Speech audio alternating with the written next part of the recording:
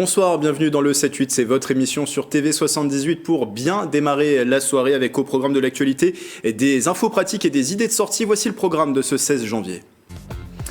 C'est l'une des mesures du gouvernement pour faire face à l'inflation, l'indemnité carburant. Depuis aujourd'hui, il est possible pour les personnes éligibles de faire la demande pour en bénéficier sur le site des impôts. Comment ça fonctionne, qui est concerné et comment obtenir cette aide, on fait le point. Tout au long du mois de janvier, période traditionnelle des vœux, TV78 reçoit les maires de 50 ans en Yvelines pour parler des grands projets de l'année 2023 dans leur ville. Ce soir, focus sur Montigny-le-Bretonneux, sobriété énergétique, hypercentre, réouverture du club Le Village ou encore Tour de France. À quoi faut-il s'attendre? Le maire de la commune, Laura Merker, est notre invité.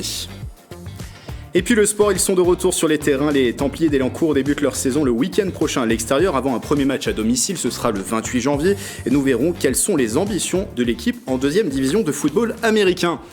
Et on parlera de ce sujet justement avec deux invités qui sont avec nous en plateau. Jordan Debras, bonsoir. Bonsoir. On dit Debras ou Debras? Debras. Debras, très bien. Et en face de vous, il y a Alix Wemba, bonsoir. Bonsoir. Donc tous les deux du club d'Elancourt, des Templiers d'Elancourt. Vous êtes le capitaine de l'équipe senior Jordan et vous êtes vous, Alix, le coordinateur de la défense. Et je le disais, la reprise de la saison, c'est le week-end prochain en deuxième division Casque d'Or face au Léopard de Rouen. Ce sera un match à l'extérieur. Est-ce que vous êtes impatient de reprendre cette saison, Jordan? Toujours impatient de jouer au foot américain de toute façon et impatient de reprendre la compétition. Impatient, j'imagine aussi de jouer ce premier match à domicile. Ce sera dans 2 semaines, le 28 janvier.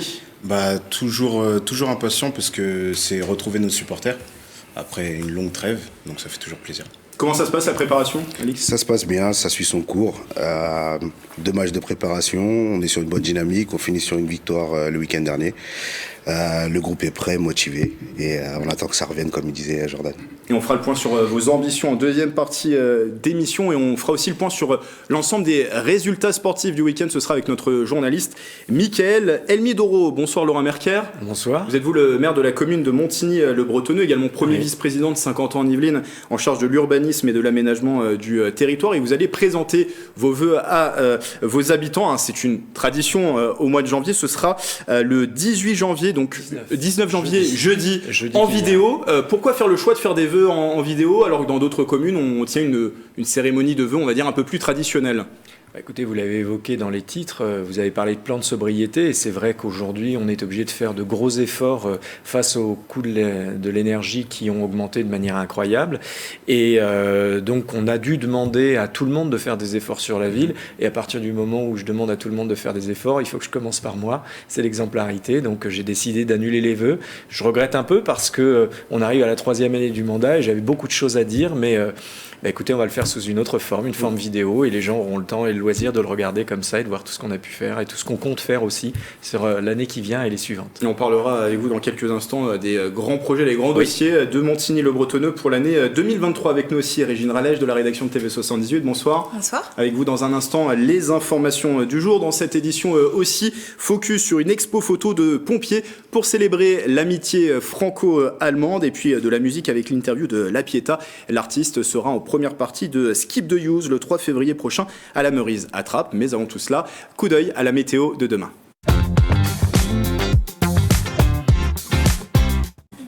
Après la journée venteuse de ce lundi, le jour le plus déprimant de l'année, le Blue Monday, la pluie et toujours le froid. Demain, mardi, le matin, des gouttes sont attendues sur la partie nord et ouest du département. Il fera 2 degrés. Dans l'après-midi, il devrait même pleuvoir sur tout le territoire yvelinois. Côté température, il fera 3 degrés à Mantes-la-Jolie, Houdan et Versailles, 4 degrés à Versailles. Ce mardi, 17 janvier, nous fêterons les Roselines.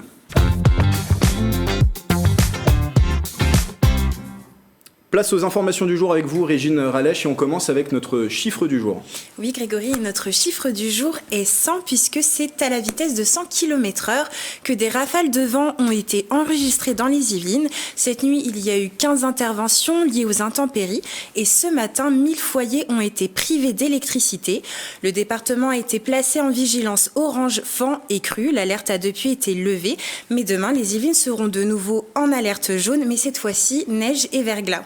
Cette fois-ci, une tempête que va affronter le gouvernement, celle de la contestation sociale sur la réforme des retraites. Cette semaine sera marquée par la grève nationale. Jeudi 19 janvier, de nombreux syndicats se mobilisent contre la réforme des retraites dévoilée par Elisabeth Borne mardi dernier. Plusieurs secteurs se mobilisent, le corps enseignant, le secteur de l'énergie, de la santé, la fonction publique, la police et les transports. On y reviendra dans la semaine pour faire le point. On continue avec une manifestation à HR qui s'est déroulée hier dimanche. Oui, ils étaient plus d'une centaine à se manifester. Des habitants et des élus sont venus dénoncer un projet routier porté par le conseil départemental des Yvelines. Une route à 4 voies reliant les départementales 30 et 190, ainsi qu'un pont entre les villes d'Achères et de Carrières-sous-Poissy prévu fin 2023. Les manifestants craignent des nuisances sonores et des pics de pollution. On poursuit avec l'image du jour, une rencontre entre des collégiens et des personnalités politiques. Le collège Charles Péguy au Chênay-Rocancourt organise en ce moment des rencontres entre les élèves de l'établissement et des personnalités politiques. Le but est de transmettre les valeurs républicaines aux jeunes. Ce matin a eu lieu la première rencontre avec la députée de la 3e circonscription des Yvelines, Béatrice Piron. On écoute tout de suite les échanges. C'était des échanges très enrichissants et pour moi aussi. J'ai été impressionnée par le travail de préparation qu'ils ont fait sur la variété des questions. J'ai renforcé mes connaissances sur ce qu'était qu'une députée. J'ai hâte d'aller à l'Assemblée nationale et de rencontrer plein d'autres personnalités. En apprendre plus sur les valeurs de la République et voir son point de vue professionnel et personnel des valeurs. Et cette expérience ne s'arrête pas aux élèves du collège Charles Péguy, puisque des capsules vidéo seront disponibles sur la plateforme de l'éducation nationale et serviront aux enseignants comme outil pédagogique. Les prochains rendez-vous auront lieu les 24 janvier et 17 février. Les collégiens rencontreront la présidente de l'Assemblée nationale, Yaël Braun-Pivet, et Gérard Larcher, le président du Sénat. Et on termine les informations du jour avec les peluches du cœur, une opération solidaire organisée samedi 14 janvier par le club de basket de Poissy. Ce concept qui vient des États-Unis consiste à lancer des peluches sur le terrain pour que ces dernières soient récupérées et redistribuées. Cette année, ce sont les enfants des familles accueillies par les Restos du Cœur de Poissy qui seront les bénéficiaires. On écoute Stéphane Lecordier, le président du club de basket de Poissy. C'est une œuvre, encore une fois, qui a du sens pour nous, qui est importante, qui est solidaire. On l'organise également avec les élus et avec la ville de Poissy. Les gens du resto, vous l'avez vu tout à l'heure, sont avec nous ici présentes. Voilà, il y a une dimension sportive, solidaire. Pour nous, c'est importante parce que c'est partie de l'ADN du club. Voilà pour cette action solidaire. On reviendra sur le match de basket de Poissy dans les résultats sport à suivre dans un instant. Merci Régine pour ces informations du jour. Et si vous aussi, vous êtes témoin près de chez vous d'une information qui vous fait réagir, n'hésitez pas à la partager sur les réseaux sociaux en utilisant le hashtag 78news. Et Gabriel Gontier nous a rejoint en plateau. Bonsoir. Bonsoir. Journaliste de la rédaction de TV 78. La ristourne du gouvernement sur les prix à la pompe n'est plus en vigueur et ce, depuis le 1er janvier 2023. Exit l'ancienne ristourne et place désormais à l'indemnité carburant pour une partie des Français. Les demandes peuvent être faites à partir d'aujourd'hui. Quel est le principe de cette indemnité ? Alors exactement Grégory, déjà vous l'avez dit, la ristourne des 10 centimes par litre qui avait été mise en place l'année dernière, c'est fini. Mais depuis 9h ce matin, elle est remplacée par une indemnité de 100 € et ce, est bien pour faire face à la hausse des prix et préserver le pouvoir d'achat des Français. Alors elle est baptisée indemnité carburant travailleur et elle est en vigueur jusqu'au 28 février. Qui sont les Français concernés ?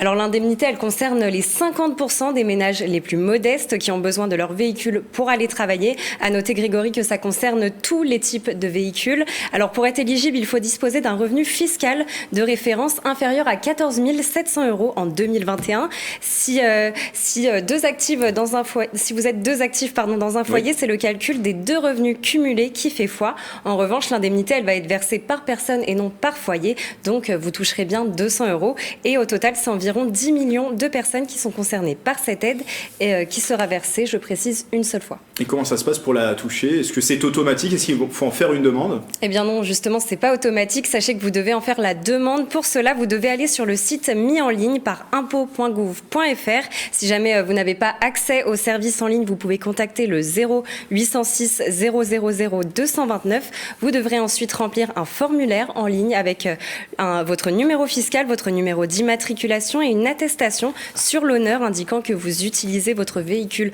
pour aller travailler. Le versement se fait ensuite directement sur votre compte en banque. On a parlé des actifs. Est-ce que les demandeurs d'emploi sont également concernés ? Oui, tout à fait. Les chômeurs qui ont besoin de se déplacer pour rechercher un emploi sont concernés. Elisabeth Borne, la Première ministre, avait affirmé en décembre 2022 qu'ils pourraient se rapprocher de Pôle emploi pour faire la demande. Merci Gabriel pour toutes ces précisions. On rappelle cette date, vous avez jusqu'au 28 février pour faire votre demande d'indemnité carburant. Laurent Mercier, je me tourne vers vous pour parler avec vous des grands projets de l'année 2023 à Montigny-le-Bretonneux. Je le rappelle, vous êtes le maire de la commune. Alors en ce début d'année, on a commencé à en parler tout à l'heure, revient souvent un mot dans la bouche de tout le monde, c'est celui de la sobriété énergétique. Vous avez fait le choix de faire des vœux en vidéo à Montigny justement pour vous conformer à cette sobriété énergétique et ne pas forcément organiser de cérémonie de vœux. Il y a aussi un plan sobriété qui a été adopté à Montigny fin 2022. Que prévoit-il et qu'est-ce que vous prévoyez de faire en 2023 sur cette thématique ? Alors, en fait, on a profité de la situation de la crise énergétique pour se questionner sur des solutions qui pourraient être trouvées à la fois dans le très court terme, mais aussi sur le long terme, parce que c'est la vertu des crises, c'est qu'elles poussent à un changement plus rapide en général. On voit le télétravail et la visioconférence avec la Covid, et là, avec ce qui se passe actuellement avec la crise énergétique, en fait, on se réinterroge sur toutes nos pratiques, sur l'usage de nos bâtiments. Donc les mesures rapides qui ont été faites, ça a été de baisser la température dans les équipements, de fermer pendant 1 mois le centre aquatique, puisque c'est l'équipement qui consomme le plus d'énergie sur le territoire de Montigny. Ça a été aussi de regarder avec toutes les associations, et d'ailleurs nous avions une réunion samedi matin avec toutes nos associations culturelles pour regarder ensemble l'utilisation des locaux, voir comment optimiser les espaces de façon à pouvoir générer des économies. Et un autre point important qui sera présenté dans le budget qui sera voté le mois prochain pour la ville, c'est aussi un emprunt que nous faisons auprès de la Banque des Territoires, qui est un emprunt spécifique destiné à pouvoir remplacer très rapidement tous les luminaires que l'on peut avoir sur nos équipements. On a 70 équipements sur la ville. Donc remplacer tous les luminaires par des LED, installer des robinets thermostatiques partout où il en manquerait, changer les vieux radiateurs, les grille-pains comme on dit, par des radiateurs plus performants. Et ça vraiment, ça c'est le très court terme. Et puis derrière, encore une fois, c'est réfléchir à tous nos usages. Mais ça, nous le faisons de manière collective et concertée avec les associations qui d'ailleurs sont très force de proposition dans ce domaine-là. Donc c'est vraiment un débat très intéressant qu'on peut mener sur le sujet. Alors dans les grands dossiers de 2023 qui va voir le jour prochainement, on a l'habitude à TV78, on avait l'habitude d'aller fouler les cours de ce club de sport. C'est le club Le Village qui va réouvrir et qui a bénéficié en plus d'une rénovation thermique et aussi de nouvelles disciplines qui pourront être pratiquées au sein de ce club, c'est ça ? Alors sur la réhabilitation thermique, pour faire un peu la suite du sujet que nous évoquions là, c'est vrai qu'on est dans une continuité sur ce mandat puisqu'on a déjà réhabilité 2 écoles sur le quartier des Prés ainsi que la maison de quartier Malraux, et donc désormais c'est le club Le Village. On espère une économie d'énergie de 60% sur l'équipement. Et derrière, un bâtiment qui, dans son fonctionnement, c'est un bâtiment qui datait des années 80, a été complètement revu. Donc un confort pour les usagers complètement différent, un lieu d'accueil beaucoup plus sympathique. Et des nouvelles disciplines, nous avons gardé le tennis, nous avons gardé le squash, nous gardons le badminton, mais nous offrons désormais du foot en salle, du futsal comme on dit, et nous proposons aussi du padel. Donc cette activité de tennis sur des petits terrains, voilà des activités nouvelles qui vont venir s'ajouter à ce que propose la ville de Montigny désormais. Restons dans les équipements rénovés ou même nouveaux. Alors en 2023, il y a la rénovation thermique de la crèche Comtesse de Ségur dans le quartier de Saint-Quentin. Il y aura même la construction d'une nouvelle crèche dans le quartier de la Sourderie. Alors, là, je vais commencer par la nouvelle crèche, effectivement, qui vient à la place de l'ancienne école Samin, sur laquelle que nous avons rasé il y a quelques années, et sur laquelle nous avons fait un programme de logement et ce nouvel équipement destiné à la petite enfance, qui lui aussi thermiquement sera évidemment extrêmement intéressant, mais qui présente des espaces qui sont très très bien pensés pour accueillir nos enfants. Donc c'est pour nous une capacité d'accueil de 50 enfants qui se crée sur la ville, avec des espaces qualitatifs, des espaces extérieurs aussi pour les enfants. Donc à partir de la rentrée prochaine, de septembre prochain, nous aurons un nouveau lieu d'accueil pour la petite enfance à Montigny-le-Bretonneux. Donc ça c'est pour la nouvelle crèche. Ça, et il y a aussi et la Comtesse de Ségur, qui elle est une crèche historique de la ville de Montigny, située dans le quartier Saint-Quentin, pas très loin d'ici. Cette crèche-là, elle était effectivement thermiquement très dépassée et puis fatiguée. Donc nous avons décidé de la reprendre complètement et de la transformer pour avoir une crèche qui réponde elle aussi à toutes les nouvelles normes en matière d'énergie. Et non seulement nous réhabilitons complètement la crèche, mais nous renaturons la cour de cette crèche qui était entièrement bitumée jusque-là et qui demain proposera de la végétation et des espaces beaucoup plus verts que ce que nous avions jusqu'à aujourd'hui. Dans les cartons également à Montigny-le-Bretonneux, il y a aussi cette réhabilitation du centre sportif Pierre de Coubertin, le centre de loisirs du Manet. Oui. Est-ce qu'il y aura du concret cette année alors sur Coubertin, oui, c'est déjà commencé puisque nous sommes en train de sélectionner le cabinet d'architectes qui nous accompagnera sur cette réhabilitation. Et puis, il faut bien se rappeler que sur cette réhabilitation, nous sommes à la fois sur les espaces intérieurs, mais aussi sur les espaces extérieurs, c'est-à-dire qu'on va refaire le terrain de foot synthétique, on va refaire la piste, on va proposer là aussi de nouvelles activités avec du sport outdoor, du street workout, ça s'appelle comme ça. Et puis, sur l'intérieur de l'équipement, effectivement, là, on va être plutôt dans la phase administrative et tout le travail préparatoire avant ces grands travaux qui arriveront en 2024 ou 2025. Pour le centre de loisirs du Manet ? Centre de loisirs du Manet, là, nous, cette année, ça sera la phase administrative, c'est pareil. Tout le travail à la fois pour préparer ce dossier, et puis en même temps, toute la recherche des subventions, parce que nous avons besoin, aujourd'hui plus que jamais, avec la situation économique, de pouvoir chercher des subventions. Donc, c'est tout le travail auquel nous allons nous atteler cette année. Alors, 2023 sera aussi l'année du lancement de grands travaux à Montigny-le-Bretonneux, avec l'agglomération de Saint-Quentin-en-Yvelines, les travaux de l'hypercentre, autrement dit, tout le quartier autour de la gare et du théâtre de Saint-Quentin, avec donc le début des travaux prévus cette année. En tout cas, le début du chantier, c'est cette année. Oui. Alors là, c'est un aboutissement de toute cette phase administrative dont je parlais pour les dossiers précédents. Eh bien, nous arrivons au bout, cette fois-ci pour l'hypercentre. Rappelez-vous, on a commencé en 2019 avec la concertation des habitants du quartier.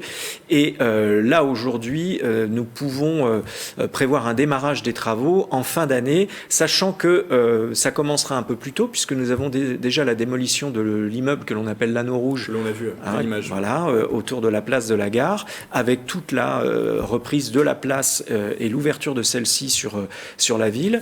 Et puis ensuite, évidemment, on a l'avenue du Centre qui va être refaite dans un premier temps avec la place Pompidou.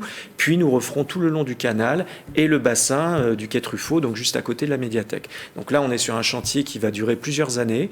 On va faire un certain nombre de réunions avec les habitants pour leur expliquer un petit peu comment tout cela va se passer, parce qu'effectivement, comme nous sommes en centre-ville, ça va perturber un petit peu les choses. Mais on comprend bien aujourd'hui l'enjeu que ça peut représenter, à la fois pour la ville de Montigny, mais aussi pour Saint-Quentin-en-Yvelines et pour le département qui d'ailleurs va être très présent à nos côtés financièrement sur cette opération, parce que c'est un enjeu majeur pour le département des Yvelines également. Donc ça, c'est une véritable satisfaction effectivement de voir ce sujet aboutir et d'aboutir de cette façon. La thématique du handicap aussi est centrale à Montigny-le-Bretonneux. Il y a une semaine du handicap chaque année qui est l'un des rendez-vous phares de l'année. Il y a la fondation aussi Anne de Gaulle qui va ouvrir une structure d'accueil pour les personnes en situation de handicap. Oui, absolument. Ça, c'était un souhait très fort que nous portions. Nous menons, comme vous l'avez dit, une politique très active sur la thématique du handicap, mais nous n'avions pas de structure d'accueil pour personnes en situation de handicap sur la ville. J'ai su en tout début de mandat que la Fondation Anne de Gaulle cherchait un lieu d'accueil pour sa structure, et donc j'ai proposé qu'ils puissent venir sur Montigny, et donc les travaux vont démarrer cette année. Et ce qui est vraiment très intéressant là-dedans, c'est que il y a une démarche au niveau de la Fondation Anne de Gaulle aujourd'hui complètement nouvelle sur la prise en charge de ces personnes qui sont des personnes déficientes intellectuelles, et qu'il s'agit de complètement, d'intégrer au mieux à la cité. Et donc ils vont créer un Living Lab en plus du lieu d'accueil, un lieu de recherche pour justement voir comment permettre aux personnes en situation de handicap d'accéder à la citoyenneté. Et je leur ai proposé, s'il y a un lieu où se joue la citoyenneté dans une ville, c'est bien la mairie. Donc il y a un partenariat entre nous de façon à pouvoir travailler sur ce sujet-là et voir comment mieux intégrer encore ces personnes dans l'avenir. De grandes fêtes à venir aussi pour la ville avant les Jeux Olympiques et Paralympiques en 2024. Il y aura le 23 juillet 2023 à cocher sur le calendrier, puisque Montigny-le-Bretonneux sera la ville départ de la dernière étape du Tour de France, donc la 21e et dernière étape de l'édition 2023 qui s'élancera du Vélodrome direction les Champs-Élysées. on imagine une exposition très très importante pour la ville, avec ce rendez-vous très suivi. Eh bien oui, c'est une très très belle surprise et là-dessus, je tiens à remercier ASO de nous avoir choisis et puis évidemment le président du conseil départemental, Pierre Bédier, qui lui aussi a pesé de tout son poids pour que les choses puissent se faire de cette manière. Ça préfigure les Jeux Olympiques qui arriveront en 2024, donc un grand événement sportif, festif, extrêmement populaire qui débutera pour sa dernière étape sur Montigny. Évidemment, oui, c'est une façon de donner à voir le territoire et ça, c'est une très bonne nouvelle. Ouais. Et ça va mettre en lumière ce site olympique, le Vélodrome national, sa piste de BMX aussi. Est-ce que c'est un rendez-vous qui se prépare déjà en 2023, ces Jeux Olympiques, même si c'est l'année prochaine, en 2024? Oui, bien sûr, et nous les préparons déjà depuis un certain temps. On a commencé avec la recherche des bénévoles. Nous avons mis en place aussi tout un programme d'activités, d'animation. Il y a des choses qui se sont déroulées au Vélodrome, par exemple, mais nous faisons aussi chaque année des découvertes de sport au sein des écoles, à Montigny-le-Bretonneux, et puis nous avons associé là aussi toutes nos associations pour voir quels événements nous pourrions mettre en place pour sensibiliser la population, parce qu'évidemment, pour que ce soit un beau rendez-vous, il faut que la population se sente associée, concernée par cet événement et que nous n'ayons pas que les gens qui viendront assister aux épreuves sur le territoire. Toute dernière chose, puisqu'on reste dans ce secteur, on va dire, du Vélodrome, parmi les autres grands projets, il y aura le lancement en 2023 d'études pour la réalisation d'une passerelle piéton-cycliste qui permettra d'accéder à l'île de loisirs de Saint-Quentin. Oui, absolument. On est dans le cadre du RER Vélo, là, donc c'est avec la région Île-de-France et Saint-Quentin en Yvelines. Nous aurons ce vieux rêve que nous avions avec mon prédécesseur Michel Laugier il y a quelques années, de pouvoir créer une passerelle qui permette d'accéder pour les piétons et les cyclistes à l'île de loisirs. Au-dessus de l'autoroute. Au-dessus de l'autoroute. Et à l'époque, nous étions heurtés à des coûts absolument prohibitifs. Et bien aujourd'hui, grâce à ce plan vélo développé avec la région, nous avons la possibilité de mettre en place cette passerelle et donc demain, nous aurons une liaison supplémentaire pour aller vers l'île de loisirs complètement protégée. Donc, énormément de projets sur Montigny-le-Bretonneux et évidemment, en tant que maire, j'en suis absolument ravi parce que nous avons un mandat un peu particulier. Là, je parle pour tous les maires qui ont débuté en 2020, entre la crise sanitaire et aujourd'hui la crise de l'énergie. Et pour autant, sur Montigny, nous arrivons à avoir des projets enthousiasmants et qui vont redonner encore de la dynamique supplémentaire au territoire. Et pour terminer cet entretien, on passe à l'interview express. Laura Mercier, je vais vous poser 5 questions qui nécessitent des réponses courtes, un oui, un non, un pour ou contre, parfois quelques explications. Je vais vous demander de faire vos explications sur 20 et 30 secondes, ce sera la seule exigence. Et on posera la question à l'ensemble des maires de Saint-Quentin-en-Yvelines qui vont venir en plateau sur ce mois de janvier. Est-ce qu'en 2023, vous augmenterez les impôts locaux dans votre commune ? Non. Sur la circulation, certaines communes ont opté pour la limitation à 30 km/h. Est-ce que vous êtes pour ou contre une telle idée ? Nous l'avons déjà mis en place dans un certain nombre de résidences, oui, depuis longtemps. Donc peut-être l'étendre à Montigny ou rester... Nous travaillons là-dessus avec les conseils de quartier, oui, mais il faut qu'on fasse attention. Chaque voie, en fonction de son dimensionnement et de son utilité, doit avoir une vitesse adaptée, et donc on regarde ça. Il ne s'agit pas de prendre une décision comme ça, grossière pour l'ensemble de la ville, mais bien d'être sur des choses qui répondent aux besoins que l'on peut avoir de circulation sur le territoire. Certaines communes ont fait le choix du bio pour leur cantine. Est-ce que vous êtes pour ou contre l'obligation du bio dans les cantines, ou peut-être pour une incitation des communes ? Je pense que de toute façon, nous allons petit à petit, progressivement, vers de plus en plus de bio. D'ailleurs, c'est ce que nous avons fait dans le cadre de notre nouveau marché de restauration scolaire. Ça fait partie des sujets que l'on travaille aussi avec l'agglomération. J'avais demandé en tout début de mandat qu'il y ait un travail commun pour que l'on voit comment, au niveau des filières d'approvisionnement alimentaire, on puisse mettre en place quelque chose au niveau de cuisine centrale à l'échelle de Saint-Quentin-en-Yvelines. Donc nous y allons et c'est une bonne chose, je crois. Est-ce qu'au cours de votre mandat, vous avez eu l'impression d'être menacé physiquement ? Non, jamais. Jamais ? Jamais. Parce que beaucoup de maires, quelques maires ont été victimes effectivement d'agressions ou de menaces. Et enfin, une dernière question, est-ce que vous êtes un maire heureux ? Ah oui, complètement, pleinement. Merci Laura Mercier pour ces réponses courtes. Vous avez joué le jeu. En tout cas, ce soir, je rappelle que vous êtes le maire de Montigny-le-Bretonneux. Très bonne année 2023 dans votre commune. Merci à vous et très bonne année à toutes et à tous. Merci. Et on ouvre à présent une page sport dans ce 7-8.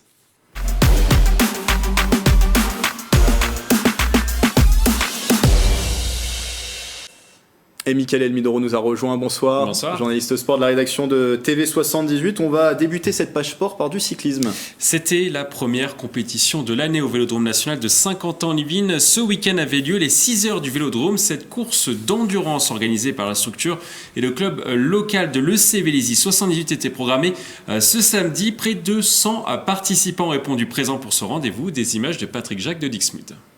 Ils sont allés au bout de l'effort ce samedi 14 janvier. 96 pistards dont 16 féminines ont participé à ces 6 heures du Vélodrome National. La compétition était programmée pour la 3e fois sur la piste saint-quentinoise. C'est une épreuve d'endurance par équipe de 3 ou 4 coureurs qui se relaient environ toutes les demi-heures. Et le but du jeu, c'est de faire le plus grand nombre de tours possible, donc pendant 6 heures. 5 catégories étaient présentes sur la piste. Les coureurs venus principalement de la région francilienne ont dû s'employer pour être le mieux classés sur cette compétition amicale. Je l'avais déjà faite il y a 3-4 ans en équipe 100% féminine et on l'avait gagnée. Je trouve ça sympa parce que ça réunit toutes les catégories, les filles, les gars, et puis on vient, on prend du plaisir et ouais, c'est plutôt chouette. Je suis surpris, c'est la première fois que je le fais et c'est hyper dur. On essaye de mettre en place les stratégies qui sont idéales pour jouer la gagne, quoi. On aura fait 6 heures, ça va se jouer à 2 tours près, quoi. Donc ça va être c'est tendu. Ce rendez-vous devrait revenir l'année prochaine aux mêmes dates. Elle devrait donc une nouvelle fois être la première compétition de l'année au Vélodrome National de Saint-Quentin-en-Yvelines. Et on parle à présent, Mickaël, foot US avec nos invités qui sont revenus en plateau. Et oui, c'est l'heure de la reprise pour les Templiers d'Elancourt. Les joueurs qui évoluent au complexe sportif Europe à Elancourt débutent leur saison de 2e division ce week-end sur le terrain des Léopards de Rouen. Pour nous en parler, nous avons avec nous sur ce plateau le capitaine Jordan Debras et Alix Wemba qui est coordinateur défense. Bonsoir messieurs, parce que je ne vous ai pas vu tout à l'heure. Bonsoir. Alors comment vous sentez-vous à quelques jours de la reprise ? Quelques jours de la reprise, pour nous on a déjà repris depuis longtemps. On a fait la prépa physique. Officielle. La reprise officielle, comme je disais tout à l'heure, on est dans le bain. On a eu 2 matchs amicaux, ça s'est plus ou moins bien passé. On finit sur une victoire, on fait un petit match nul, voire comme c'était une opposition d'entente, donc ça s'est bien passé aussi. On est dans le bain, on est sur une bonne dynamique. Je pense que on attend tous le championnat. On fait du football américain, c'est pour aller au match, on n'a pas le choix. Et on est tous impatients. C'est vraiment ce qui nous anime là, c'est qu'on est impatient de reprendre. En tout cas, au niveau de la confiance, les voyants sont au vert. Les voyants sont au vert, mais c'est pas une confiance en fait. C'est pas une confiance qui est définitive. C'est surtout une envie. C'est une pulsion. C'est un besoin en fait. C'est surtout ça. Jordan, vous êtes impatient vous aussi dans des coups sur le terrain, si je peux dire. Ouais, impatient. Moi, c'est les matchs qui me motivent. C'est les matchs qui me poussent.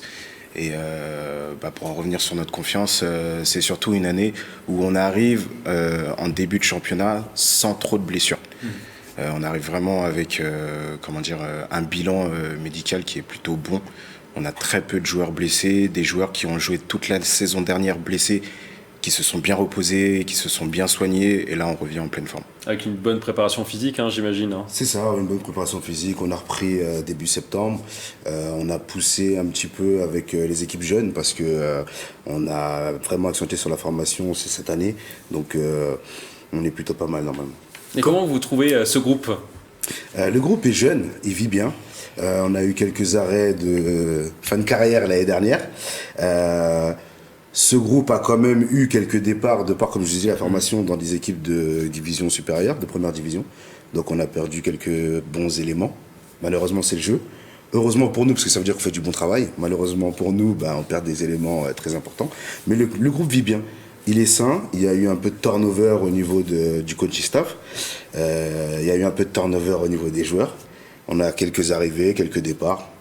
Tout ce qui est basique dans le football américain. Justement, qui sont les nouveaux éléments ? Est-ce que ce sont des jeunes des Templiers ? Est-ce qu'il y a des imports US ? Parce qu'on sait qu'il y a des joueurs des États-Unis qui peuvent venir aussi vous renforcer. Par rapport aux saisons précédentes... Je crois que c'est un petit peu mystérieux. C'est un peu mystérieux. Des imports US. On n'aime pas tout dire, mais c'est vrai que par rapport aux saisons précédentes, on n'avait pas mis l'accès sur le côté américain, parce qu'on voulait vraiment faire de la formation et rester en interne. Maintenant, quand on voit les grosses écuries du championnat, on voit bien l'année dernière, Tours, tous les imports, forcément, ça fait avancer. Donc oui, il y a une possibilité que qu'on se recroise sur le plateau ou peut-être ailleurs où je vous présente quelqu'un qui vient nous aider pour le championnat et qui intègre l'équipe. Peut-être dans les prochaines heures aussi, peut-être.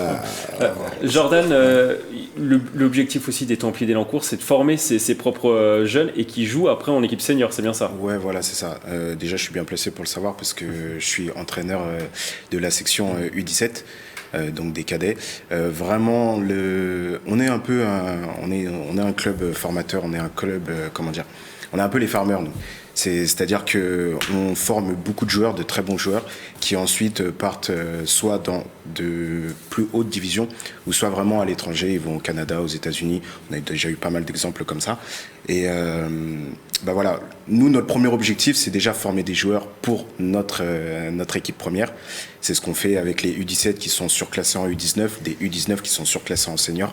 Et ensuite, vraiment, quand ils arrivent à un âge où ils peuvent jouer en senior, ils sont tout à fait intégrés dans l'équipe senior et ils ont le même niveau qu'un senior de longue date qui est là depuis 3-4 ans dans le groupe, quoi. Je ne sais pas s'il viendra renforcer votre équipe. On a une petite séquence avec Michael Midoro, regardez, qui avait testé le football américain avec les Templiers d'Elancourt, qui s'était pris un gros plaquage, hein, Michael. Hein. Il y a quelques années. C'est il y a quelques années. J'avais testé, voilà, j'aurais pu jouer peut-être apparemment receveur, hein, peut-être, au sein des Templiers. Est-ce qu'ils ont mis le plaquage? Ils ont été peut-être sympas avec vous, Michael, on va peut-être le voir s'afficher. On va peut-être, voilà, c'était le fameux Michael. Alors, je me souviens plus du nom du joueur qui m'avait plaqué. C'est Rudy Surpin. Ouais, c'est ça. Oui, je crois que c'est ça. Oui, c'est ça. Et ça va, il va bien? Écoutez, comme disait Jordan tout à l'heure, on est très famille. Donc du coup, les anciens joueurs, certains que vous avez vus dans la vidéo, dont moi qui étais présent à l'époque le jour où il a pris son sacré plaquage, en fait, on est toujours investi dans le club. Donc Rudy Surpin va très très bien. C'est le directeur sportif actuellement au club. Et comme disait Jordan, qui est aussi ancien joueur et continue à jouer, on est vraiment présent, on essaie de tout donner, on essaie de continuer à perdurer et faire monter le club petit à petit. Avec un premier match donc, de cette saison qui sera à l'extérieur, ce sera le week-end prochain face aux Léopards de Rouen. Comment vous l'abordez, cette rencontre? C'est du foot américain. Donc nous, on arrive sur le terrain toujours avec un esprit de vainqueur. On ne peut pas arriver sur le terrain en se disant voilà, on va peut-être perdre le match. C'est pas du foot normal, c'est pas du soccer où on se dit il faut qu'on essaye de pas perdre. On arrive en se disant on va gagner tout simplement. Donc on aura toujours l'objectif de gagner, toujours l'envie de gagner. Et après, ce sera match après match qu'on verra comment ça se passe. Mais en tout cas, le premier objectif, c'est de gagner le premier match. C'est ça. Et en plus, comme le dit Jordan, quand on aborde l'état d'esprit, quand on aborde un match comme ça, qui est le premier de la saison, on se retrouve à l'extérieur, on n'a pas le public, on n'est pas chez nous, comme on dit, il faut arriver avec cet état d'esprit, cette envie de gagner. Bien sûr, après, c'est le terrain qui parle, le score final nous dira si c'est le bon état d'esprit ou pas, mais il faut avoir cette envie. Cette envie est présente et on est obligé d'y aller de cette manière. Et justement, vous allez attendre ces premiers matchs pour établir peut-être l'objectif de la saison. Vous êtes en deuxième division depuis 2017. C'est ça, on est en deuxième division depuis 2017. Comme vous l'avez bien vu, il y a un certain laps de temps de formation. Moi qui ai joué à l'époque dans les équipes seniors et dans les hautes équipes de première division et autres, là on est sur une phase de reconstruction. On est sur une phase de reconstruction en fait qui prend son temps et elle est pérenne. Elle est pérenne puisqu'on arrive à rester justement dans cette deuxième division. On accède régulièrement aux phases de play-off. Et je pense que cet objectif doit être en continu l'accession au play-off et après viser toujours plus haut. L'année dernière, c'est ce qui nous est arrivé. On a fait un bon parcours malgré 7 ou 8 blessés en un match qui nous a un peu mal mis. On finit par battre notre concurrent direct qui est les Léopards de Rouen qu'on recroise ce week-end et on perd en play-off face aux champions de deuxième division. Je pense que c'est un parcours qu'on peut atteindre encore cette année. En tout cas, on doit tendre à aller dans cette direction. Une dernière question, Michael. Vous faites partie favori? Favori, comment dirais-je? Quand vous êtes en deuxième division et que vous êtes installé et qu'une équipe descend de première division, est-ce qu'il fait partie des favoris? D'accord, pareil. Je vous répondrai la même chose. Je peux vous dire qu'on est une bonne équipe de deuxième division et c'est le terrain qui parlera, ça c'est sûr. Et le 28, ça sera le premier match de la saison. Exact. À domicile, ça sera contre les Caïmans du Mans, pareil. Oui. vous allez offrir un beau spectacle à vos supporters, vous espérez en tout cas. On espère offrir un beau spectacle aux supporters. Pareil, le Calmont du Mans qui monte de 3e division, il me semble. Champion. Détroit. Voilà, champion de Détroit. Donc ils arrivent avec les dents longues, ça c'est sûr. Une équipe à prendre au sérieux. Une équipe à prendre au sérieux, ils sont bien construits. Ils ont mis le temps à monter. Et là, je pense qu'ils vont arriver en fait plein de bonne volonté. Et pareil, on les accueillera de la même façon avec l'envie de gagner. Dernière question, très rapidement, un mot pour vos adversaires qui vous regardent sûrement à la télévision en ce moment. Les adversaires, on arrive. On arrive. Protégez-vous tout simplement. Merci à vous deux en tout cas d'être passés en plateau. On vous souhaite une très bonne saison 2023 de foot US. Restez avec nous jusqu'à la fin, mais on va passer au reste de l'actualité sportive du week-end. Il y avait du football, du soccer également. Alors, dans le championnat national de soccer, Versailles a continué ce week-end sa bonne série et enchaîne une deuxième victoire consécutive face à Avranches. Les joueurs de la Cité Royale se sont imposés 3-1 à l'extérieur. Les buteurs versaillais Thibaut Jacques, le néerlandais Jeremaine Lens et Rachid Alioui en fin de match. Avec cette victoire, les Versaillais sont à la première place du classement devant Martigues avec 32 points engrangés en 17 journées. On part assez loin avec un mot de tennis, direction l'Australie, l'Open d'Australie. Avec une très mauvaise nouvelle pour notre Yvelinois Arthur Rinderknecht, le Saint-Germainois s'est incliné sèchement face au qualifié japonais Yusuke Yatanuki en 1h43. Le score 6-3, 6-3, 6-2. Pourtant 79 places mondiales séparées les deux hommes. Arthur Rinderknecht a été le premier Français à prendre la porte du côté de Melbourne. Il a dit qu'il voulait débriefer sa défaite avec son staff après une préparation tronquée. Il est désormais numéro 4 français. On parle de course automobile avec la fin du Dakar. Le Dakar 2023 s'est terminé sur une bonne note du côté de l'Yvelinois Jean-Pierre Garcin. Le copilote originaire de Montesson a terminé une très belle 16e place avec le pilote chinois Guoyu Zheng. Il termine à plus de 17 heures du vainqueur qatari Nasser Al-Attiyah. Jean-Pierre Garcin visait un top 15 cette année. Lui est un grand habitué du Dakar avec 24 participations. Il devrait revenir l'année prochaine sur le Dakar 2024. L'autre Yvelinois Jean-Pierre Strugo termine à la 50e place de la course sur MD Rally Sport. On revient dans les Yvelines avec du basket à Poissy. Poissy à basket continue à engranger les victoires. Les Yvelinois ont engrangé une 12e victoire dans le championnat de National 2 après leur victoire contre Vanves ce week-end. Le score 68-52 à domicile. Ce résultat permet aux Pissiaquais d'être premier à égalité avec Pays de Fougères. On écoute les réactions au micro de Patrick Jacques de Dixmude. On est pour l'instant premier ex-aequo du championnat et notre ambition bien sûr c'est d'être dans les 2 premiers en fin de saison pour jouer les playoffs et pouvoir accéder à la National 1. Voilà, donc l'ambition est importante au niveau du club. C'est un club historique, le Poissy Basket, donc il y a 20 ans le club était en Pro B et le club se doit de retrouver encore une fois les lustres d'antan et mon ambition c'est de gravir des échelons étape après étape et commencer par la National 1. Prochain match pour Poissy ce 28 janvier contre Liéviennois. Le rugby avec le championnat de Fédéral 2. 2 victoires pour nos clubs yvelinois. Plaisir s'impose 22-19 contre Rissorangis à domicile. De son côté, Versailles s'impose à l'extérieur 19-15 sur le terrain de Saint-Malo. Les deux équipes du 78 sont pour l'instant dans le top 6 de la poule 8. Plaisir est premier égalité et Versailles est 6e. Les deux équipes s'affronteront d'ailleurs dimanche prochain du côté de Plaisir. C'est le duel tant attendu, ce derby des Yvelines. On l'attend tous. On l'attend tous. De la gymnastique. Alors 350 gymnastes avaient rendez-vous ce week-end pour le championnat départemental par équipe de gymnastique artistique féminine. L'occasion pour les sportives âgées de 8 à 18 ans de se qualifier pour la compétition interdépartementale de mars prochain. Un reportage de Julien Leroy. Se qualifier et prendre du plaisir, un objectif majeur pour les participantes. Cette nouvelle édition du championnat départemental de gymnastique artistique féminine réunissait 21 clubs yvelinois au gymnase Pierre de Coubertin de Montigny-le-Bretonneux. Les enjeux pour elles, c'est de se qualifier pour la suite des compétitions, c'est-à-dire pour l'interdépartemental, celles qui vont se qualifier, et pour les autres, elles iront en département 2 qui va se situer à peu près vers le mois de mars. Il y en a qui sont très fortes et qui bossent pour l'être. Et il y a beaucoup l'esprit de famille. Un rendez-vous annuel pour les 350 participantes âgées de 8 à 18 ans. La gymnastique artistique féminine permet à ces sportives de développer coordination, force et souplesse. Elles ont toutes normalement le même niveau. Là, c'est le département, donc c'est la première, donc elles ne font pas tout leur mouvement. Et au fur et à mesure qu'on va monter dans l'année, jusqu'à la finalité, là, elles vont tout envoyer leur mouvement définitif, quoi. On est pas mal sortis par rapport à d'autres, que l'année dernière, elles étaient plus fortes, mais non, cette année, j'ai l'impression qu'elles doivent être toutes stressées. 4 des 6 équipes de Montigny Gym ont terminé sur le podium lors de ce championnat. La médaille d'or a été décrochée, une satisfaction pour le club qui réalise des résultats comparables à l'année précédente. Un mot maintenant des Jeux Olympiques de 2024, une thématique que vous avez traitée dans votre dernière émission Si on parlait sport spécial Jeux Olympiques. Oui, tout à fait Grégory. Et dans cette émission, nous avons parlé de golf avec nos chroniqueurs. Vous le savez, le golf national de Saint-Quentin-en-Yvelines sera le théâtre des épreuves de golf aux Jeux Olympiques de 2024, une discipline qui est revenue aux JO de 2016 à Rio après avoir été enlevée du programme après les JO de 1904. Pour nous en parler, nous avions avec nous en plateau le président de la Fédération française de golf, Pascal Grisot, Philippe Pilato, le directeur du golf national de Saint-Quentin-en-Yvelines, Alexandra Bonetti, joueuse professionnelle, et Arnaud Courtier en charge des JO à Saint-Quentin-en-Yvelines. On va regarder un extrait de cette émission. Les JO seront-ils aussi grands que la Ryder Cup 2018 ?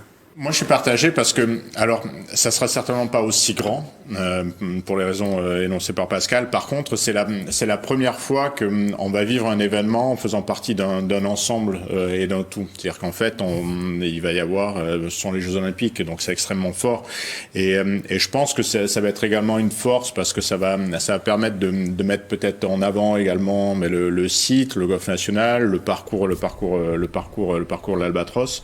Et je pense que pour nous, c'est une vraie force et je pense que les JO, ils vont être forts en termes d'événementiel et forts en termes de rencontres également. Donc voilà, c'est pour ça que je le placerai à ce niveau-là. Et c'est une émission bien sûr à retrouver en intégralité sur notre site internet, notre application mobile et sur YouTube. Et bien évidemment, il n'y aura pas que le golf en 2024 pour ces JO. Non, bien sûr Grégory, le département sera l'un des secteurs les plus représentés pendant les Jeux Olympiques de 2024 à Saint-Quentin-en-Yvelines.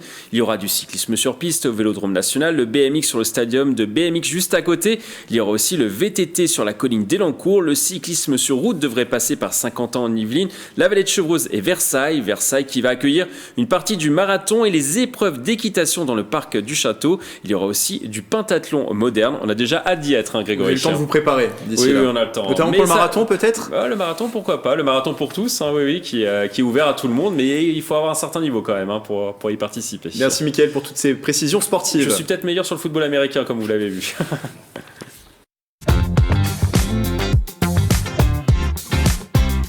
J'avais une petite question justement pour mes invités football américain. Est-ce que vous avez déjà fait un calendrier aux Templiers sur le modèle des dieux du stade ? Est-ce que ça vous est déjà passé par la tête ? C'est une idée, hein. C'est une bonne idée. Après, il faut avoir le personnel opérationnel et OK pour le faire. Faut pas que ce soit... Il y a du gabarit en tout cas. Il y a du gabarit. Ouais. Il y a du gabarit. Après, ce serait bien, pourquoi pas. Faut pas oublier que... il y a les dieux du stade, il y a aussi les filles en rugby aussi qui l'ont fait. Bien sûr. On a une section de cheerleading aussi, ça a proposé, pourquoi pas, oui. Mais par contre, il y a des calendriers photos qui sont déjà sortis et qui ont déjà été publiés, mais c'est pas le type dieu du stade. D'accord. Jordan ? Août 2024, pourquoi pas. Le rendez-vous est pris. En tout cas, l'invitation de Radio Sensation, le photographe Fred Goudon, qui est le photographe des dieux du stade, a réalisé une série de clichés des pompiers français et allemands. Il est notamment allé à la rencontre des pompiers d'Aschaffenburg en Allemagne, une ville qui est jumelée avec Saint-Germain-en-Laye. De ce travail est née une exposition itinérante qui sera proposée dans les Yvelines à l'occasion de la journée de l'amitié franco-allemande. Ce sera le 22 janvier prochain. Un projet né avec l'association des Amis du jumelage Saint-Germain-en-Laye Aschaffenburg et avec le soutien du Fonds citoyen franco-allemand que nous présente Corentin Alonso de nos confrères de Radio Sensation.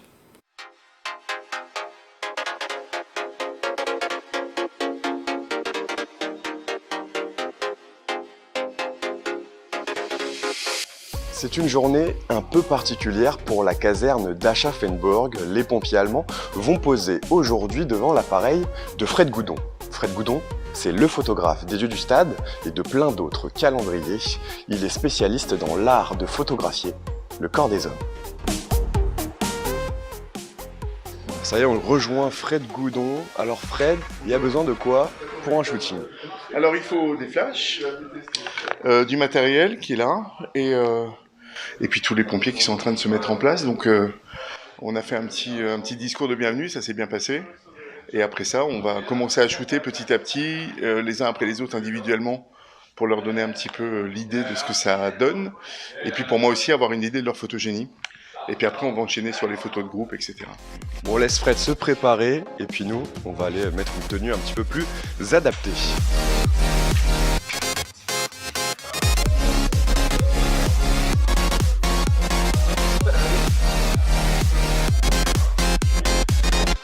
Ça y est, maintenant on est dans le thème.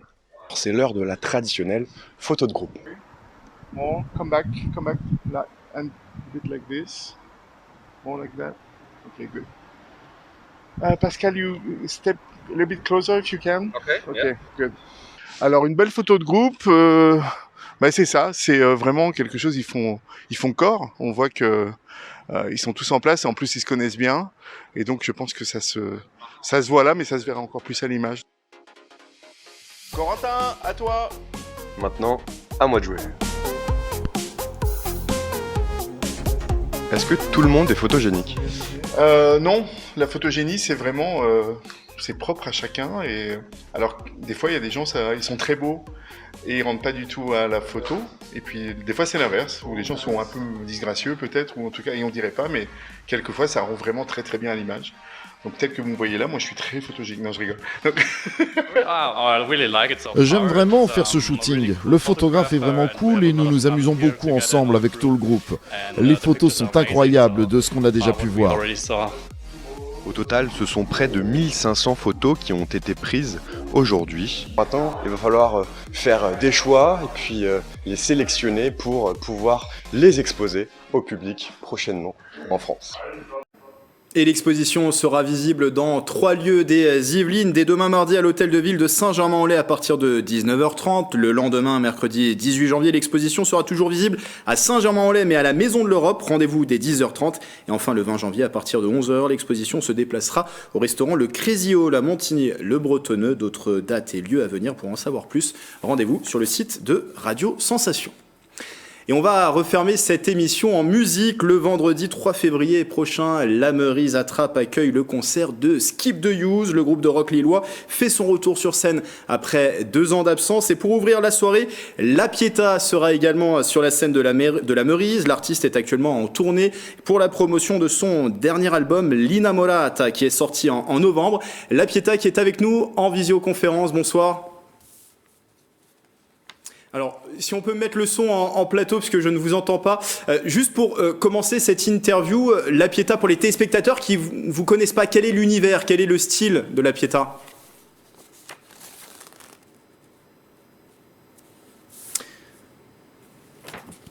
Alors, nous avons un problème technique, nous ne vous entendons pas en plateau. La Pietà, si vous pouvez peut-être activer votre micro, je ne sais pas si le micro est désactivé.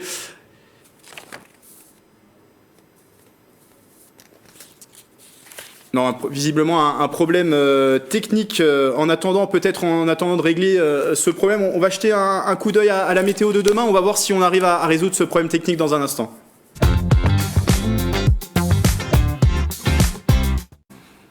Et après la journée venteuse d'aujourd'hui, demain mardi dans les Yvelines, la pluie et toujours le froid. Le matin, des gouttes sont attendues sur la partie nord et ouest du département. Il fera 2 degrés. Dans l'après-midi, il devrait même y avoir de la pluie sur tout le territoire yvelinois. Côté température, il fera 3 degrés à Mantes-la-Jolie, Houdan et Versailles, 4 degrés à